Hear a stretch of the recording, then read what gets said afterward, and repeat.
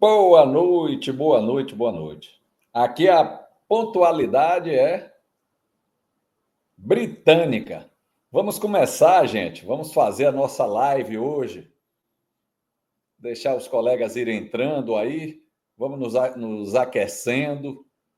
Daqui a pouco nós vamos falar de um assunto que é bastante interessante, que muita gente não sabe, ou sabe, mas não faz, ou sabe, faz, mas faz errado.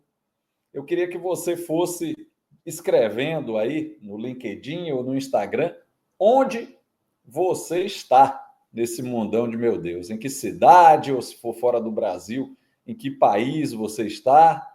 Vão escrevendo aí, vão dizendo onde vocês estão, onde vocês estão. Bom, nosso objetivo hoje é fazer essa live falando sobre fluxo de caixa da obra, tá? Da mesma maneira como nós fizemos na semana passada, eu vou explicar e você vai escrevendo aí se você já viu esse assunto, se você sabe, se você faz, onde você aprendeu. Estou vendo gente aqui do Brasil todo aí, vão escrevendo de onde vocês estão e nós já vamos iniciar aqui a nossa live, certo? Hoje vamos falar de fluxo de caixa. Tem aquele pessoal que gosta de falar em inglês. Em inglês seria cash flow, certo?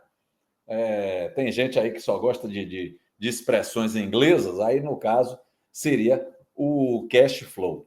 Eu estava outro dia conversando com meu amigo João Almeida, da Exata, e ele me disse uma coisa curiosa. Eu até anotei essa conclusão à qual ele chegou. Ele disse o seguinte: construtora quebra por três motivos. Olha que coisa interessante a teoria dele. Construtora quebra por três motivos. O primeiro, sucessão. O segundo, fluxo de caixa. E o terceiro, por falta de ser remunerado por serviço que fez e não recebeu. Aí, se eu parar para olhar, a parte de sucessão não tem muito o que eu fazer aqui com a engenharia de custos. Na parte de fluxo de caixa, sim, e nós vamos falar um pouco sobre esse tema aqui hoje. E o terceiro ponto aí que quebra a construtora tem mais a ver com a administração contratual, que é fazer serviço e não ser dignamente remunerado por isso. Mas vamos seguindo, você vai escrevendo aí em que cidade do Brasil você está.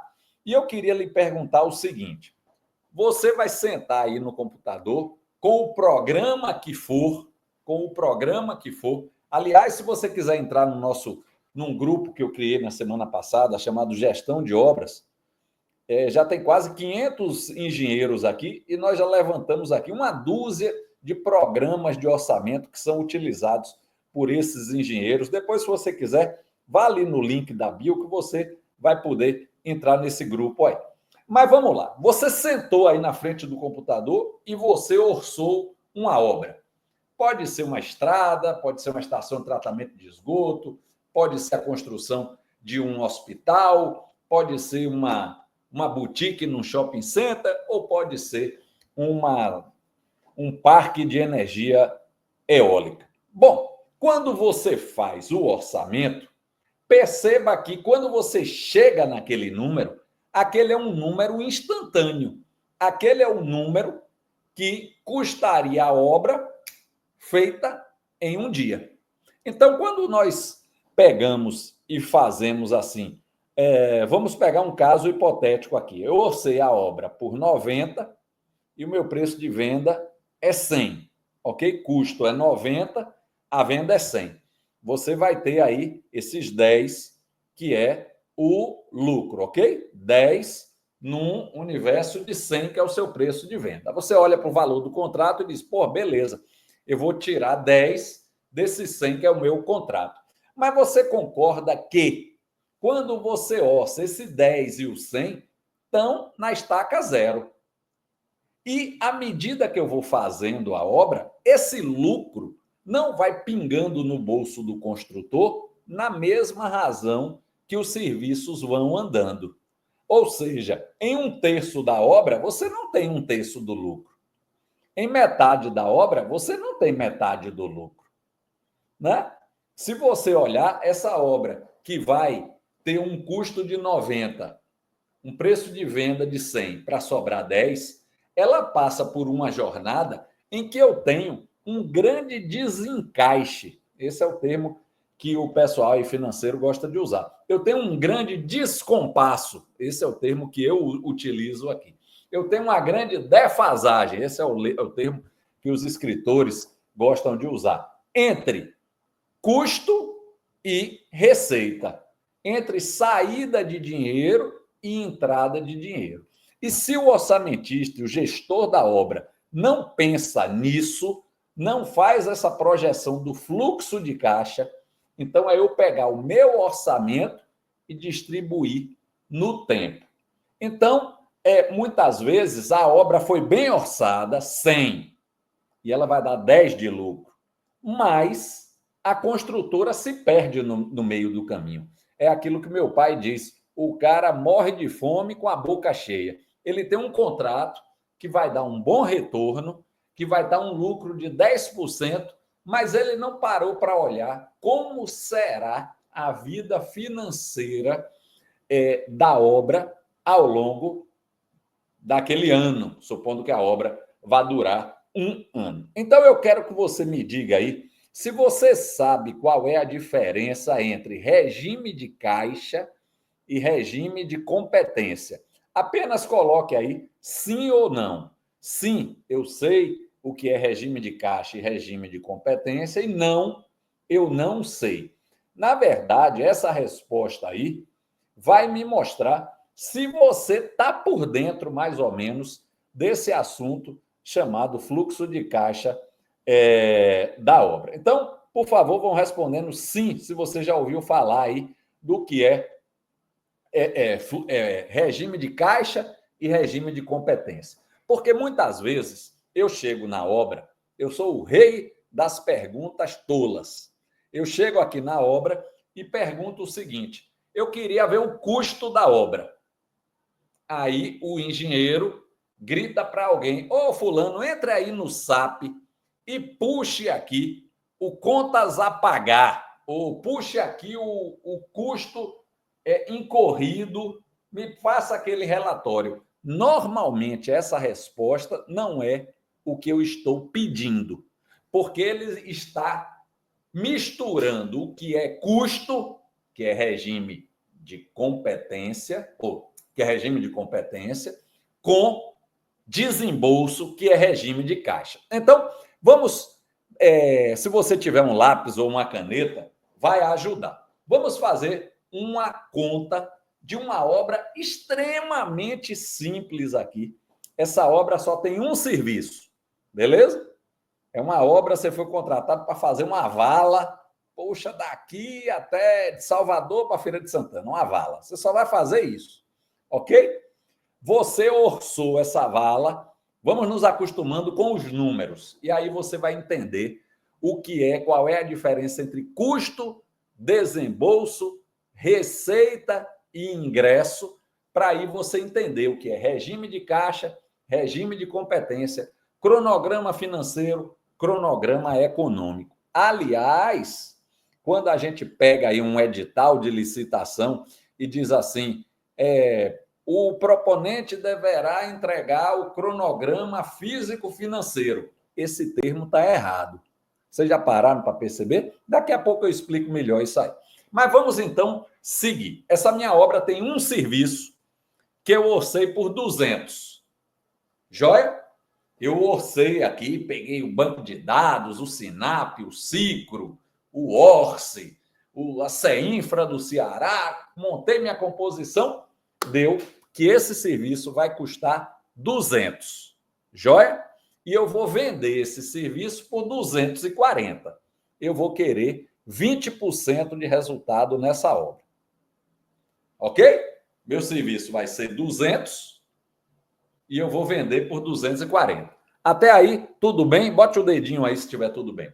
Eu orcei aqui por 200 e vou vender por 240. Agora, veja só, como é que esses 40, que é o meu resultado, se materializam na conta da construtora, que no final, no frigir dos ovos, é o que faz a construtora viver, não é isso? É o dinheiro, o Viu Metal, lá na continha, no Banco do Brasil, ou no Bradesco, ou onde quer que seja.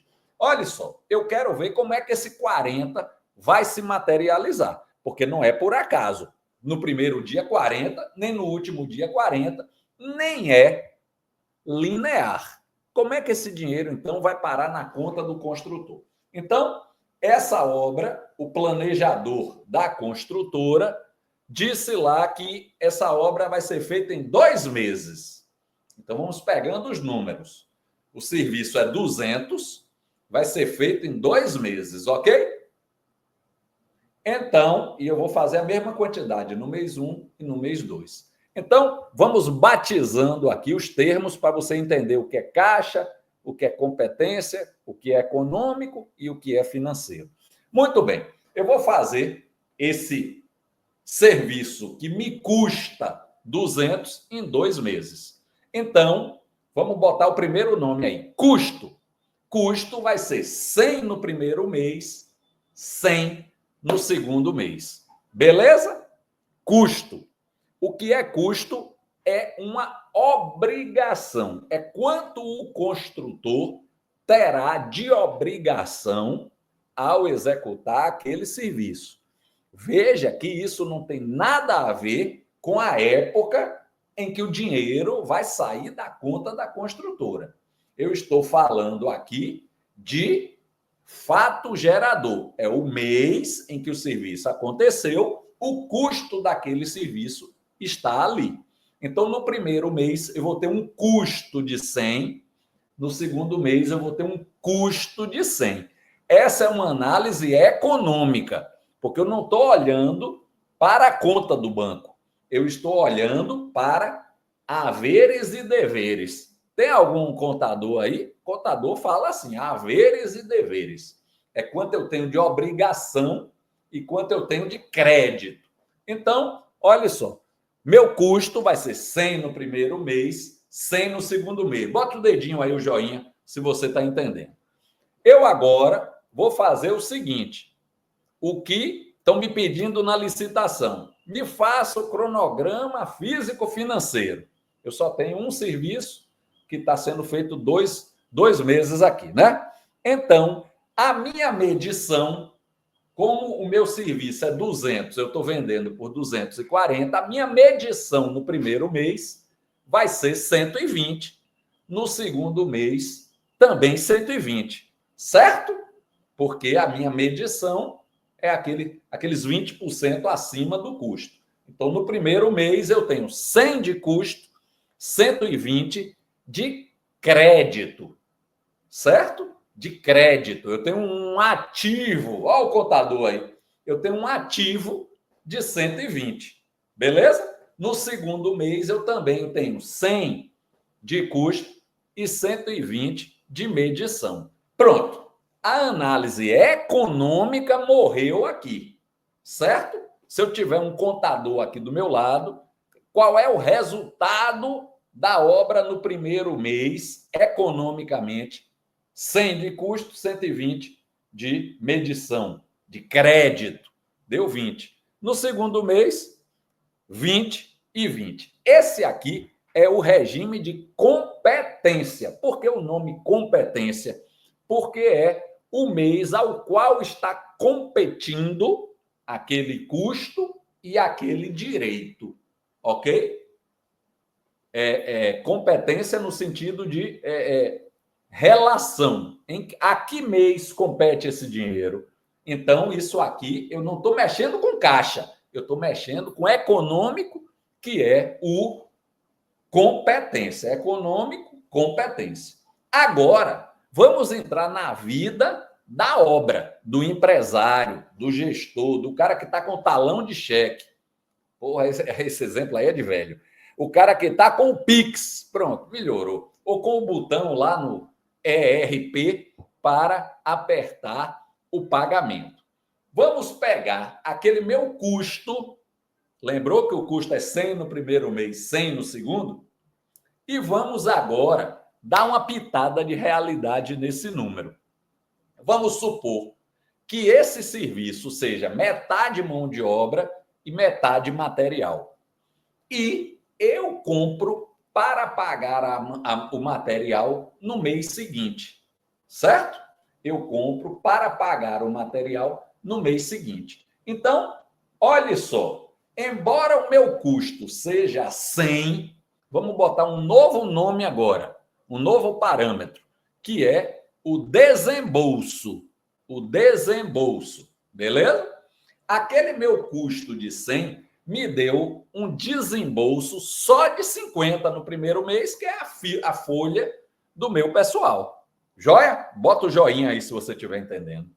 E os outros 50, eles só saem da minha conta no Banco do Brasil e na Caixa, ele só vai sair no mês 2. Então, o primeiro mês eu tive 100 de custo, 50 de desembolso. Estão começando a entender agora como essa história complica um pouco? E quanto foi a minha medição? 120. Mas ela entrou? Não. Eu fechei a medição no dia 30, estou com esse crédito perante o meu cliente, mas essa medição só vai entrar no segundo mês, se Deus quiser. Não é isso? Vai entrar só no mês 2. Então, no mês 1, vamos botar os 4 parâmetros aqui que importam. Meu custo foi 100, meu desembolso 50. Joia? Meu crédito ou receita foi 120, que é a medição, mas quanto pingou na conta? Zero. Zero. O cliente não me pagou ainda medição nenhuma. Então, como é que ficou minha conta no banco no primeiro mês? Menos 50. Tá vendo aí? Menos 50. Menos 50. Isso não quer dizer, como outro dia um cliente estava me dizendo, porra, a obra está me dando 50 de prejuízo. Não, não, sua obra vai dar 20 de lucro. Mas naquele mês, o seu caixa está 50 no buraco. Beleza? Seu caixa está 50 negativo. Vamos agora para o mês 2, gente? Bota o joinha aí se você está entendendo. Vamos para o mês 2. No mês 2, o custo e a receita é igual ao mês 1. O custo foi 100, a receita, que é a medição, 120. Mas quanto é o custo no mês 2? Quanto é o desembolso no mês 2? Eu herdei um desembolso de 50 do primeiro mês, joia? Que era o material do primeiro mês. Eu estou pagando no segundo mês. Então, é 50 mais os 50 que eu vou pagar da mão de obra do segundo mês. Então, eu vou ter 100 reais de desembolso. Vou ter quanto de ingresso? Vai pingar na minha conta a medição que eu fechei no mês 1, 120. Então, esse segundo mês me deu quanto de resultado? Vai entrar 120, que foi a medição do primeiro mês, e vai sair 100. Ele me deu 20 de resultado, não é isso? Mas note que eu ainda estou no vermelho nessa obra. Eu tinha 50 no buraco no primeiro mês, aliviou 20, mas eu ainda estou 30 no vermelho. Minha obra vai ser superavitária no final. Mas você concorda que eu ainda estou debaixo d'água e já estou ficando sem fôlego? Não é? Olha aí. Então é por isso, gente, que é necessário fazer a análise quando você orçar uma obra. Você tem que fazer essa grande análise que eu estou fazendo com um serviço. Você faz com 10 ou 15 serviços, 15 famílias de serviço, você puxa as barras numa planilha eletrônica e você faz essa continha como eu estou fazendo. No meu caso aqui, a obra só vai ficar no azul no terceiro mês. Oh, mas a obra não dura 2? Dura. Mas no mês 3 vai cair a medição, vai entrar, ufa, beleza, a medição do mês 2 e ainda vai ter metade do custo do mês 2 que só vai ser desembolsado no mês 3. Então, o mês 3 vai ser um mês joia, porque vai entrar 120, vai sair 50.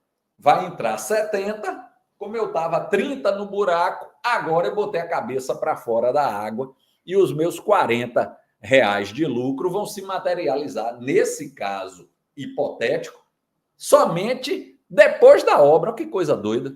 Somente no terceiro mês. Então, esse desencaixe, esse descompasso entre o econômico e o financeiro é que nós precisamos prestar atenção, porque isso quebra a empresa.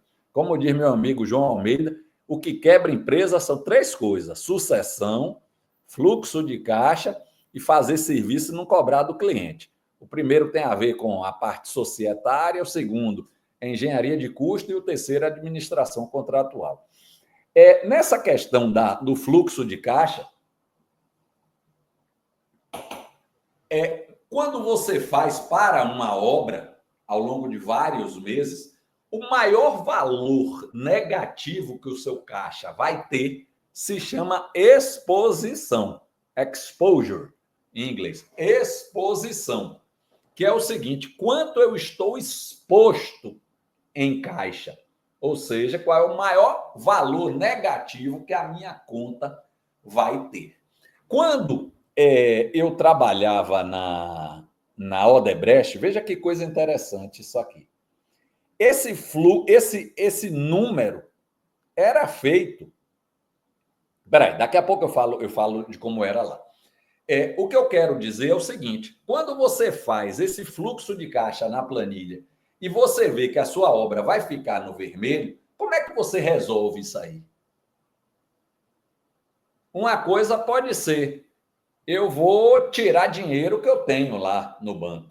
Mas se você tiver 3 obras simultaneamente, às vezes isso aí estoura o caixa da empresa, certo? Você vai ter que pedir um empréstimo. Daí, exatamente, aí é que se verifica a necessidade do capital de giro. Tem um construtor, até amigo meu aqui, ele vê dinheiro na conta da construtora, ele tira e compra um carro. Ele tira e faz uma viagem, classe executiva, ele estava outro dia esquiando não sei aonde. Eu digo, rapaz, isso aí é o capital de giro. Não, isso aí não existe, não. Daqui a pouco, tá debaixo da ponte com um Pires aí eu vou dizer, não é você lá, o do capital de giro? Então, gente, essa questão, o que é, então, regime de competência? É aquele econômico, é o custo e o crédito que você vai ter da medição. E o que é o regime de caixa? É aquela visão financeira do dia a dia. É quando o dinheiro sai, quando o dinheiro entra. Eu queria que você dissesse aí se você já fez essa análise em alguma obra. Isso nós fazemos aqui e os resultados se mostram assim, às vezes, que numa obra de 10 meses, o construtor só vai botar a cabeça para fora da água no 7º. Será que ele consegue passar esse tempão todo no vermelho? E se ele tiver 3 obras simultâneas? Se forem 4? Isso, na verdade, afeta bastante o caixa da empresa. Porque, às vezes, a empresa tem que pegar um dinheiro no banco. Eu já fiz orçamento em que uma das rubricas do meu orçamento era pegar dinheiro no banco. Quanto é esse juro? E botei no orçamento da obra, porque era uma obra que não era autossustentável até o 7º de 10 meses. Certo, gente? Então, isso é muito importante de ser feito. Eu estava dizendo aqui, quando eu trabalhava na Odebrecht, a sede da Odebrecht funcionava como um banco. Olha que coisa interessante. Funcionava como um banco. E ela pegava a posição de caixa da empresa, todo mês, da empresa, da obra, pegava lá aquelas 50 obras, certo? juntava lá e olhava uma por uma. Essa obra aqui terminou esse mês no vermelho. Ela cobrava a sede um juro. Cobrava um juro. Ela agia como um banco, a sede. Ela cobrava um juro. Você está no vermelho? Então você está sangrando o caixa aqui da sede. Eu vou lhe cobrar juro. Quando a obra entrava no azul, a sede pagava juros à obra. A obra recebia lá um dividendozinho, um jurozinho. Obviamente, a alíquota do juro que a obra recebia era menor do que a que pagava, né? Mas essa era uma forma de fazer a obra prestar atenção no caixa. Aliás, eu desenhei aqui, tem um quadro aqui na minha frente, eu peguei para uma obra e fiz a análise econômica e a análise financeira. Olhe como o edital das obras públicas está errado. Ele bota lá, a proponente deverá apresentar o cronograma físico-financeiro. Está errado, é físico-econômico. Porque quando você puxa a barra e bota embaixo o valor daquele serviço, isso é econômico. Você concorda? Você concorda? Bota aí o dedinho. Se esse termo, cronograma físico-financeiro, está errado. Quem cunhou lá não estudou contabilidade. O termo deveria ser me mande o cronograma físico-econômico, né? Físico-econômico. Mas aí as pessoas não estudam, fica aquele negócio de copiar e colar e ninguém corrige isso há 50 anos. Essa questão, então, de montar o fluxo de caixa da obra e olhar a trajetória de altos e baixos da conta ao longo do percurso da obra, eu explico muito rapidamente na página 232 desse livro aqui. Você tem esse livro aí? Bota aí o dedinho se você tem esse livro aí. Muito obrigado, meu amigo. Estou me esforçando aqui para tornar esse assunto o mais palatável possível, porque o construtor, o gerente da obra, vê a obra sendo feita, mas o dono da obra não está vendo a obra sendo feita, ele quer ver a conta, né? O cara todo dia, 7 horas da manhã, vai lá e puxa um extrato, um extrato da obra. Então, esse livro aqui, ó, que alguns já têm aí até autografado, na página 232, mostra, e eu quero depois que você, se você estiver nesse grupo que eu criei chamado Gestão de Obra, se você quiser entrar nele, vá no link da bio, tem 500 engenheiros lá dentro, e essa semana nós vamos falar disso aqui, do fluxo de caixa da obra. Também voltando lá na construtora, na Odebrecht, olha que coisa, como tudo é um incentivo. O homem é movido por incentivo. Lá nós tínhamos assim, o bônus. Aquele bônus lá do final do ano. Estava muito atrelado no início, de quando eu estava trabalhando lá, a fazer medição, certo? É o econômico. Fazer medição. Então, muitas vezes, no final do ano, fazia lá umas medições e tal, ainda que o cliente não tivesse o recurso para pagar. Porque o quê? Aquela medição robusta melhorava a posição contábil da construtora, aqueles índices, aquele negócio todo. Mas você concorda que isso levava a um descompasso, a uma exposição maior? Aí depois mudaram isso aí. O bônus levava em conta o que estava faturado e a posição de caixa da obra. Então, gente, é muito interessante ver esse tipo de análise chamada fluxo de caixa. Esse é um assunto que eu percebo que as construtoras não fazem, eles se atrapalham muito. E se vocês já ouviram falar em análise de valor agregado, bote aí o S ou o N. Você já ouviu falar da técnica do valor agregado? Se você for utilizar a técnica do valor agregado, que é a maneira como eu acompanho as minhas obras, como eu implemento nas construtoras, se você sabe o que é método do valor agregado, você só consegue gerar os indicadores direitinho se você souber essa distinção entre custo e desembolso, entre receita e ingresso. Porque, vamos supor uma coisa, eu contratei um empreiteiro para pintar essa sala aqui, certo? Hoje, se eu for lá, se eu for dar o custo desse serviço, muita gente pega e me diz o custo é zero, porque eu ainda não paguei o subempreiteiro. Não, está errado. Você está incorrendo em custo, você está incorrendo em obrigação. Não é verdade?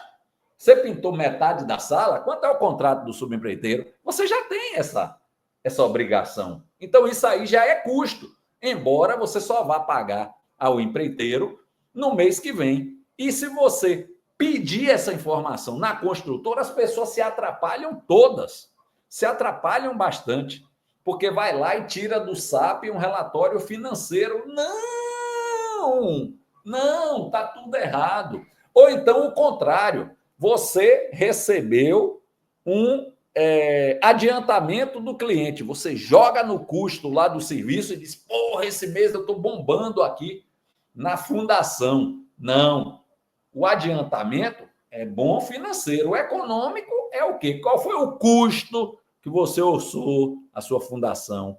E qual é o quanto você vai receber pela fundação e quanto você realmente está gastando com a fundação. Então, a técnica do valor agregado só dá certo, que é a melhor maneira de você acompanhar o custo da obra. Eu tenho um livro escrito sobre isso aí, no planejamento e controle de obras, está tudo mastigado, mas as pessoas não fazem e compra o elevador. Rapaz, o cara fica perdido sem saber o que fazer. Ele dá custo, não dá custo, onde é que entra o custo do elevador? Aí entra no primeiro mês, está lá, serviço de elevador, avanço zero, custo 100 mil. Aí depois, mês 2, avanço zero, custo 100 mil. No 10º mês, está lá. Aí ele bota o elevador, está errado isso aí, não é verdade? Porque está tendo uma falta de conhecimento dessa terminologia. Bom, eu prometi a live em 30 minutos e eu vou fazer para os que ficaram aqui até o fim um sorteio. Eu vou sortear, atenção, esse livro aqui, beleza? Esse livro vai ter a sua reimpressão. Esse livro se chama Em Busca da Obra Perfeita. O título é bastante presunçoso e ambicioso. Em Busca da Obra Perfeita. É em busca, eu ainda não achei não, viu? Em Busca da Obra Perfeita é uma coletânea de artigos meus. É muito interessante esse livro. Quem já leu gostou bastante.